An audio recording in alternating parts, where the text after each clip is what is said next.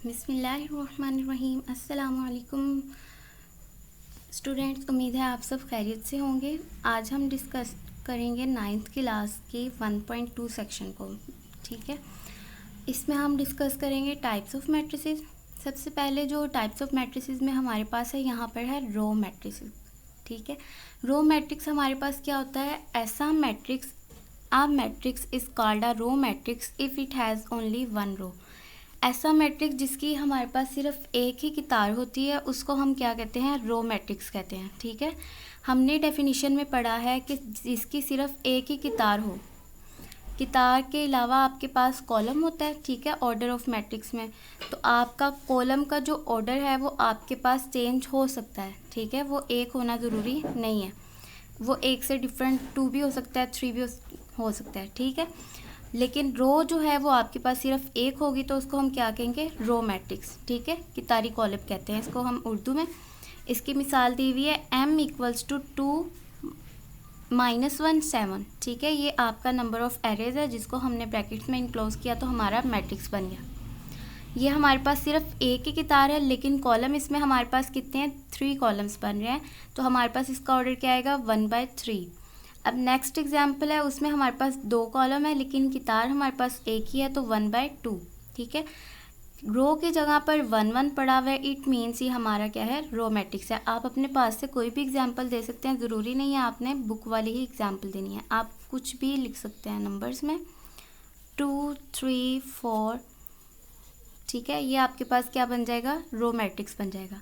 Next आपके पास है column matrix. ऐसा मैट्रिक्स जिसका सिर्फ एक ही कॉलम होगा उसको हम क्या कहेंगे? Column matrix. ठीक है, पहले हमने कहा कि एक रो होगी तो रो मैट्रिक्स, अब एक कॉलम होगा तो कॉलम मैट्रिक्स। ठीक है, नाम से ही आपको पता चल जाएगा कि आपके पास किस टाइप का ये मैट्रिक्स है।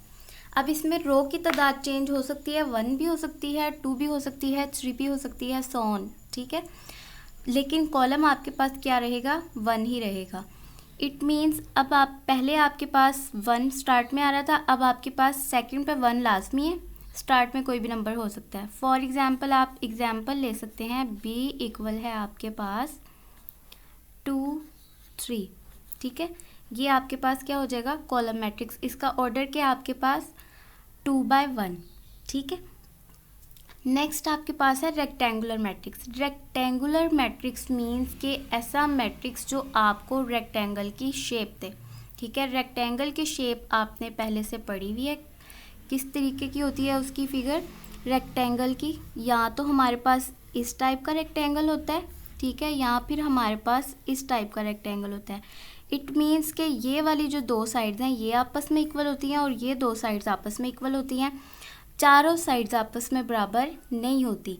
तो ऐसा मैट्रिक्स जिसकी नंबर ऑफ रोज आपके पास नॉट इक्वल आए नंबर ऑफ कॉलम्स के, तो वो आपके पास क्या होगा? रेक्टेंगुलर मैट्रिक्स होगा। ठीक है, और अगर जिसकी हमारे पास चारों साइड्स बराबर होती हैं, आपको पता है वो क्या होता है? आपके पास स्क्वायर होता है। ठीक है, तो ऐसा मैट्रिक्स जिसकी आपके पास नंबर ऑफ रोज इक्वल आ जाए नंबर ऑफ कॉलम्स के, तो वो आपके पास क्या कहलाएगा? स्क्वायर मैट्रिक्स फिर कहलाएगा। ठीक है, नेक्स्ट आपके पास स्क्वायर मैट्रिक्स की डेफिनेशन आ गई।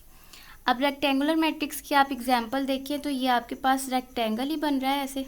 ठीक है, और ये इस तरीके का और ये ऐसे।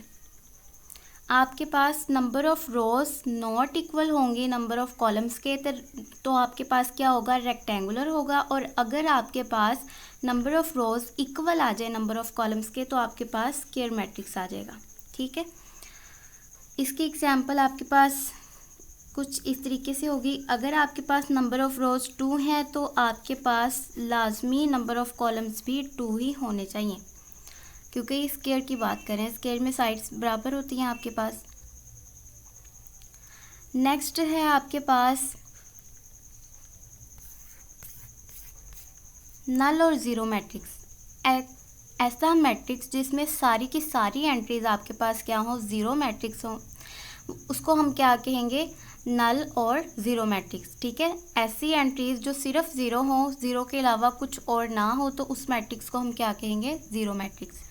आगे है ट्रांसपोज ऑफ अ मैट्रिक्स। ठीक है, ट्रांसफ़र से आप इसको ट्रांसपोज याद कर सकते हैं। ट्रांसफ़र एक जगह से दूसरी जगह जाना। ट्रांसपोज भी हमने क्या करना है, एक रो को कॉलम में चेंज कर दें या फिर कॉलम को रो में चेंज कर दें, उनकी जगह एक्सचेंज कर दें तो आपके पास मैट्रिक्स का ट्रांसपोज आ जाता है। ठीक है, जैसा कि फॉर एग्जांपल आपके पास ए जो है वो इक्वल है आपके पास 2, 3, 4, 5 के।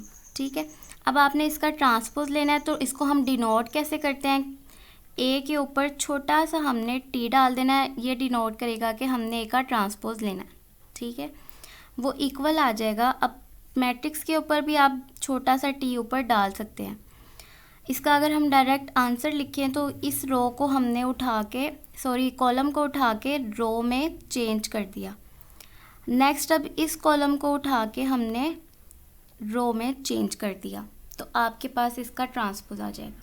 ठीक है, ट्रांसपोज बहुत सिंपल है। आप या तो आपने रोज़ उठानी है कॉलम में रखनी है या फिर आपने कॉलम को उठाना है रो में रखना है। ठीक है, ये नहीं करना कि पहले आपने एक रो उठा लिया बाद में आप उसका कॉलम उठाना शुरू कर दें। अगर पहले आपने रो उठाई है तो देन सेकंड भी आप रो ही उठाएंगे। अगर पहले कॉलम है तो देन सेकंड वन आप कॉलम ही चूज़ करेंगे। नेक्स्ट आपके पास इसकी कुछ एग्जांपल्स हैं। ये एग्जांपल्स दी हुई हैं हमें। आगे है आपके पास negative of a matrix. Negative में आपके पास नाम से पता चल रहा है कि एक मैट्रिक्स होगा, उसका आपने क्या ले लेना है, नेगेटिव ले लेना है। नेगेटिव मीन्स के आपके पास साइंस चेंज हो जाएंगे एंट्रीज के। ठीक है, जो आपके पास पॉजिटिव होगी वो आपके पास नेगेटिव हो जाएंगी और जो नेगेटिव होंगी वो आपके पास पॉजिटिव हो जाएंगी। जैसे इस एग्जांपल में आपके पास है ये 1, 3 और 4 पॉजिटिव थे तो नेगेटिव इसका मैट्रिक्स लिया तो ए के साथ नेगेटिव आ गया और इसकी ये वाली एंट्रीज जो थी वो नेगेटिव हो गई। अब जो नेगेटिव वाली थी वो आपके पास पॉजिटिव हो जाएगी। इतना तो आपको पता ही होगा कि नेगेटिव जो होता है वो साइंस को चेंज कर देता है। ठीक है, नेक्स्ट आपके पास है सिमेट्रिक मैट्रिक्स। सिमेट्रिक मैट्रिक्स आपके पास क्या होता है, वैसे तो इसका 1.3 में रोल होगा लेकिन फिर भी हम 1.2 सेक्शन में इसकी जो है डेफिनेशन डिस्कस कर लेते हैं। जब 1.3 करेंगे तो दैन रिमाइंडर के तौर पे इसको फिर हम रिवाइज कर लें। सिमेट्रिक मैट्रिक्स में आपके पास क्या होता है, सिमेट्रिक्स पहले तो आपके पास मैट्रिक्स जो है ना वो स्क्वायर लाजमी होना चाहिए सिमेट्रिक के लिए। ठीक है, पहली कंडीशन हमारे पास क्या होनी चाहिए कि स्क्वायर मैट्रिक्स हो। उसको हम सिमेट्रिक तब कहेंगे अगर हम उसका ट्रांसपोज लें और वो बराबर आ जाए आपके पास ए के ही, तो वो आपके पास क्या होगा, सिमेट्रिक मैट्रिक्स होगा। ठीक है, जैसा कि आपको ये एग्जांपल दी हुई है, एग्जांपल नंबर 1 कि अगर m जो है वो आपके पास बराबर है इस कॉलम के और स्क्वायर मैट्रिक्स ये आपके पास स्क्वायर है क्योंकि 3 ही रो हैं और 3 ही कॉलम है इसके, तो इसका अगर आप ट्रांसपोज लें तो देन दोबारा अगेन वही मैट्रिक्स आ जाता है जो आपको गिवन है। ठीक है, तो m क्या होगा फिर आपका सिमेट्रिक मैट्रिक्स होगा। ठीक है, नेक्स्ट एग्जांपल में उन्होंने ए दिया हुआ लेकिन उसका ट्रांसपोज लिया वो ए के बराबर नहीं आया तो वो आपके पास नॉट इक्वल ए करके हमने कह देना कि is not a symmetric matrix. Then है स्क्यू सिमेट्रिक मैट्रिक्स। अगर आपके पास ए एक स्क्वायर मैट्रिक्स है और उसका आप ट्रांसपोज ले रहे हैं वो इक्वल आता है -a के। पहले हमने कहा था इक्वल आता है ए के, ए का ट्रांसपोज इक्वल आ जाए अगर आपके पास ए के तो वो कौन सा मैट्रिक्स है, सिमेट्रिक मैट्रिक्स है आपके पास। ठीक है, अब हम कह रहे हैं कि स्क्यू सिमेट्रिक, तो स्क्यू सिमेट्रिक के लिए नेगेटिव ए के बराबर आएगा। ठीक है, मतलब कि अगर आपके पास ये ए था आपने इसका ए का ट्रांसपोज लिया तो ट्रांसपोज लेने के बाद आपके पास वैल्यूज़ जो हैं कुछ इस तरीके से आती हैं कि यहाँ पे आपका +2 है और यहाँ नेगेटिव है, लेकिन ट्रांसपोज लेने के बाद यहाँ नेगेटिव हो गया यहाँ पॉजिटिव हो गया। इसी तरीके से आपके पास ये 3 पॉजिटिव है यहाँ नेगेटिव है, ये 1 पॉजिटिव है यहाँ नेगेटिव है, यहाँ नेगेटिव ये नेगेटिव और यहाँ पॉजिटिव। मीन्स कि आपको नेगेटिव से मल्टीप्लाई करवाना पड़ेगा या फिर आप ये कह लेंगे कि नेगेटिव को कॉमन लेना पड़ेगा तो आपके पास ये ए बनेगा। ठीक है, तो ए बनाने के लिए हम नेगेटिव से मल्टीप्लाई करवा देंगे या फिर नेगेटिव को कॉमन ले लेंगे तो आपके पास ए बन जाए। तो आपके पास ये फिर क्या हो जाएगा, स्क्यू सिमेट्रिक मैट्रिक्स। नेक्स्ट है हमारे पास डायगोनल मैट्रिक्स। डायगोनल मैट्रिक्स हमारे पास क्या होता है, स्क्वायर मैट्रिक्स। ठीक है, डायगोनल मैट्रिक्स कब होगा, पहले तो वो स्क्वायर होना लाजमी है। ठीक है, A square matrix A is called a diagonal matrix if at least any one of the entries of its diagonal is not zero and non-diagonal entries are zero। ठीक है, पहले तो हम देखते हैं डायगनल कैसे बनता है। फॉर एग्जांपल ये हमारे पास जो है, ये हमारे पास स्क्वायर मैट्रिक्स है, ठीक है, 2x2 का ऑर्डर इसका क्या है हमारे पास 2x2। अब हमारे पास हमने कहा है कि डायगनल, डायगनल मीन्स के फर्स्ट रो का फर्स्ट एलिमेंट, सेकंड रो का सेकंड एलिमेंट, और जहाँ पे आपकी फॉर एग्जांपल 2 रोज़ थी, ठीक है, अगर 3 रोज़ आ जाती हैं तो थर्ड एलिमेंट आ जाता। इनका जो आपस में ऐसे लाइन बनती है इसको हम क्या कहते हैं डायगनल, ठीक है। और जो सेकंड आपके पास आएगी, ठीक है, हमने कहा कि 2 ही रोज़ हमने ली हैं, तो दूसरी रो जो हमने ली है उसका दूसरा एलिमेंट चूज़ करना है, तो वो कॉर्नर एलिमेंट होना चाहिए, ठीक है, उसके बाद कोई एलिमेंट ना हो, ठीक है।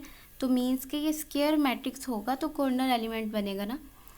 अगर हम ले लेते हैं फॉर एग्जांपल ऐसा मैट्रिक्स, ठीक है, अब ये रेक्टेंगुलर मैट्रिक्स है, स्क्वायर मैट्रिक्स नहीं है, इसका पहला इसका दूसरा, लेकिन ये तो आपके पास कॉर्नर एलिमेंट नहीं है, ठीक है, एफ भी आ रहा है इसके साथ, तो आपके पास इसका डायगनल नहीं बन सकता। इसलिए हम कहेंगे कि आपके पास इसका डायगनल के लिए स्क्वायर मैट्रिक्स होना ज़रूरी है।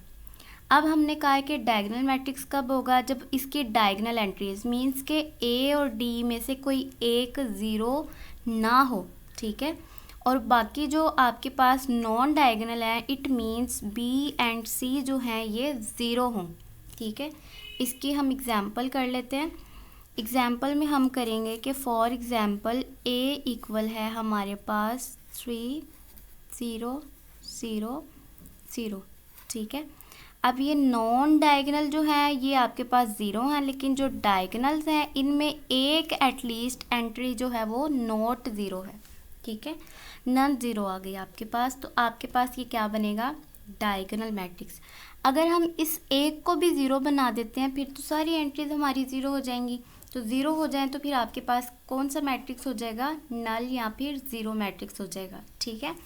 इसलिए हमने कहना है कि डायगनल एलिमेंट्स जो होंगे आपके पास वो उनमें एटलीस्ट एक एलिमेंट या एंट्री जो है वो आपके पास क्या होनी चाहिए नन ज़ीरो होनी चाहिए, ताकि आपके पास वो डायगनल मैट्रिक्स बने, ज़ीरो मैट्रिक्स ना बने, ठीक है।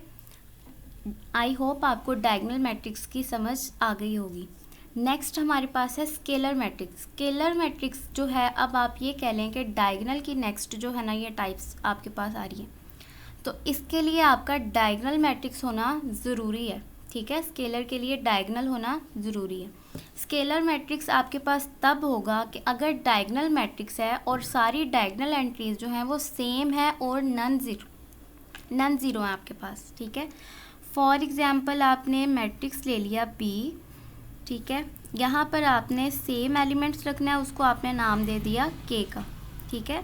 अब ये K जो है हमने कहा है कि ये ज़ीरो ना हो और ना ही ये 1 हो, ठीक है, 1 भी ना हो और ज़ीरो भी ना हो। इसकी रीज़न क्या है, अगर हम यहाँ K की जगह पे 0 0 लगा देते हैं फिर तो नल मैट्रिक्स बन जाएगा, और अगर हम ज़ीरो की जगह पे क्या लगा दें 1 लगा दें तो आपके पास क्या बन जाएगा आइडेंटिटी मैट्रिक्स, ठीक है, जहाँ पर 1 1 आ जाएगा अगर आपके पास डायगनल की एंट्रीज में, तो वो आपके पास क्या बन जाता है आइडेंटिटी मैट्रिक्स या फिर यूनिट मैट्रिक्स।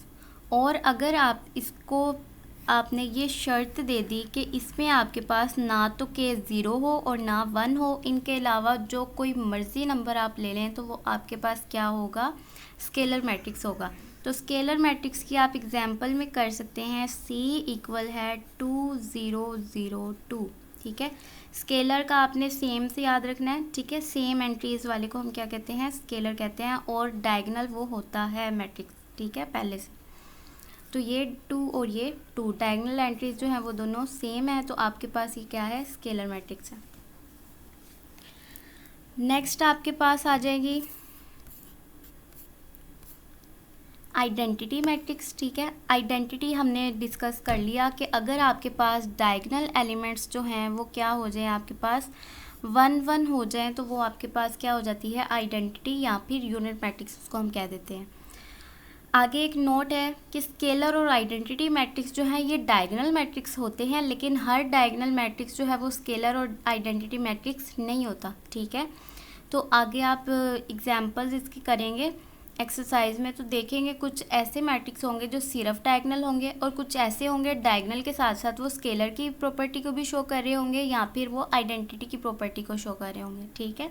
तो आपने ये याद रखना है कि हर स्केलर और हर आइडेंटिटी मैट्रिक्स जो होता है वो क्या होता है, डायगोनल मैट्रिक्स होता है, लेकिन हर डायगोनल मैट्रिक्स आपके पास स्केलर और आइडेंटिटी मैट्रिक्स नहीं होता, ठीक है। तो हम अपनी एक्सरसाइज स्टार्ट कर। क्वेश्चन नंबर 1 रीड करें। From the following matrices identify unit matrices, row matrices, column matrices and null matrices. पहले तो आपको ना क्वेश्चन की स्टेटमेंट पढ़नी आनी चाहिए। कुछ बच्चे होते हैं वो इंग्लिश मीडियम जो है वो पहले उर्दू मीडियम के होते हैं, बाद में 9th में वो इंग्लिश मीडियम में आते हैं, तो फिर उनको थोड़ा सा रीड करने में प्रॉब्लम होती है, ठीक है। तो आपको ट्रांसलेशन आनी चाहिए कि क्वेश्चन में पूछा क्या गया है, ठीक है, ताकि आप उसके मुतालिक आंसर दे सकें। क्वेश्चन में उन्होंने कहा है कि हमारे पास कुछ मैट्रिक्स गिवन है, ठीक है, उसमें से हमने शनाख्त करनी है, आइडेंटिफाई करना है, पहचान करनी है कि कौन से यूनिट मैट्रिक्स हैं, कौन से रो मैट्रिसेस हैं और कौन से कॉलम है और कौन से नल मैट्रिक्स हैं, ठीक है, हमने बताना है। अब ए देखें तो ए मैट्रिक्स में आपके पास क्या है, सारी एंट्रीज ज़ीरो हैं। सारी एंट्रीज ज़ीरो हो तो हमने कहा था कि हमारे पास कौन सा मैट्रिक्स होता है, ज़ीरो मैट्रिक्स या फिर नल मैट्रिक्स, ठीक है। तो ये आपके पास क्या हुआ, नल मैट्रिक्स। आपने इसके आंसर में बस नल मैट्रिक्स लिख देना है। बी आप चेक करें तो बी का ऑर्डर आपके पास क्या बन रहा है, 1/3, ठीक है। एक रो है लेकिन कॉलम इसके 3 बन रहे हैं, तो 1/3 कॉलम है इसका, 1/3 ऑर्डर है इसका। तो रो आपके पास सिर्फ एक ही है, तो ये कौन सा मैट्रिक्स होगा, रो मैट्रिक्स होगा, ठीक है। नेक्स्ट सी एग्जाम्पल सी देखें तो आपके पास सिर्फ एक ही कॉलम है, रो इसकी 3 है, तो आपके पास ये कॉलम मैट्रिक्स में आ जाएगा, ठीक है।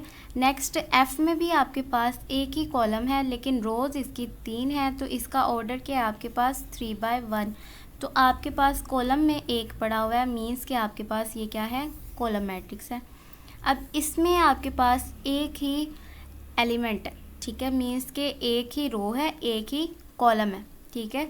तो ये आपके पास एंट्री इसकी जो है वो क्या है, 0, तो आपके पास ये नल मैट्रिक्स में जाएगा, ठीक है। एक ही रो है, रो मैट्रिक्स भी कह सकते हैं, एक ही कॉलम है, कॉलम मैट्रिक्स भी कह सकते हैं, एंट्री इसकी 0 थी तो इसलिए हमने इसको नल मैट्रिक्स कह दिया, ठीक है।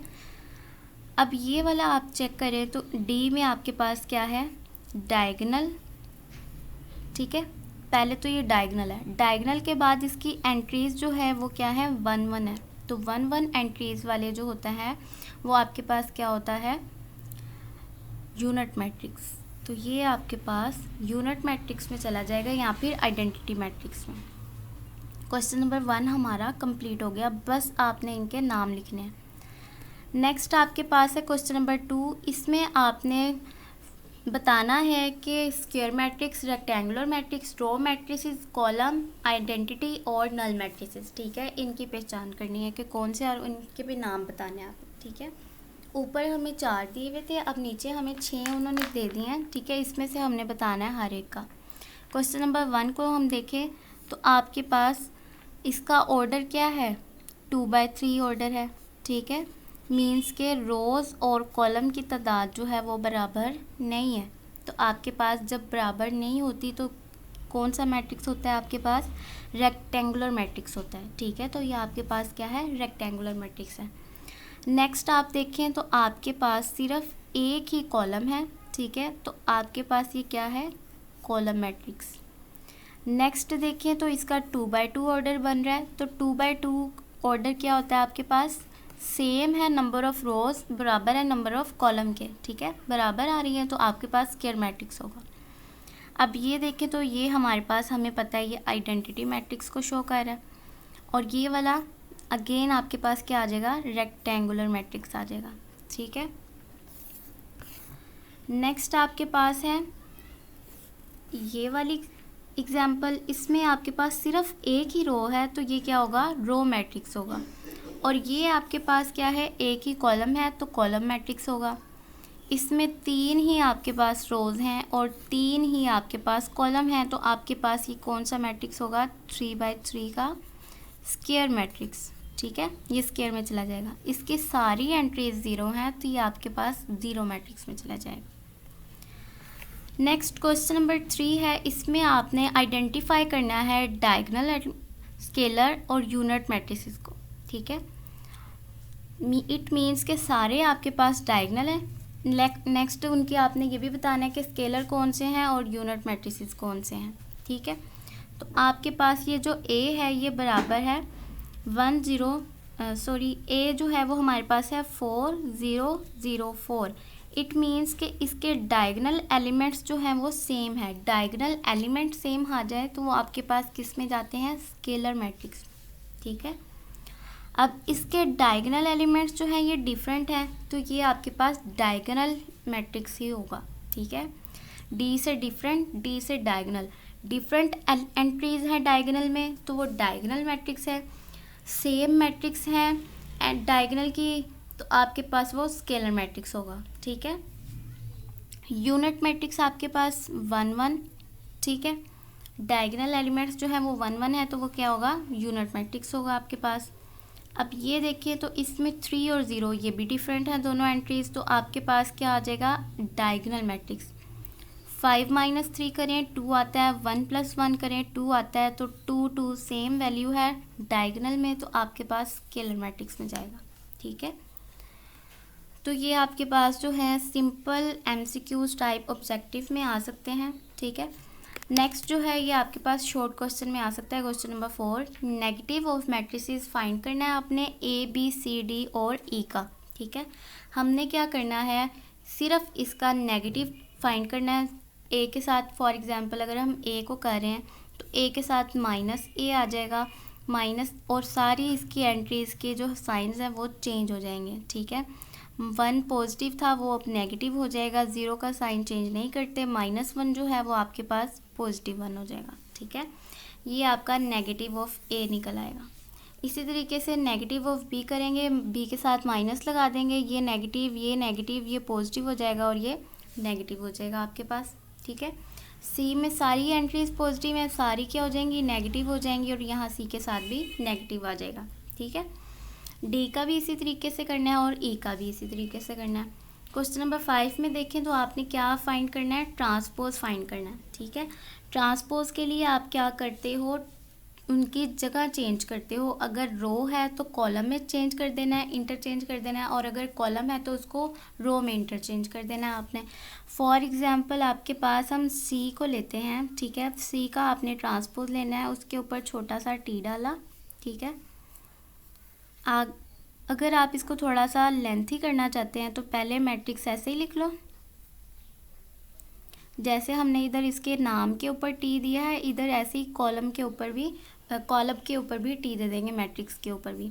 अब इसका हम ट्रांसपोज लें, ट्रांसपोज जब ले लेंगे तब T हमने हटा देना है मैट्रिक्स के ऊपर से, लेकिन नाम के साथ आएगा, क्योंकि C आपके पास ये है तो ट्रांसपोज जब लेना है तो उसको पता होना चाहिए कि आपके पास C का जो है ये ट्रांसपोज है।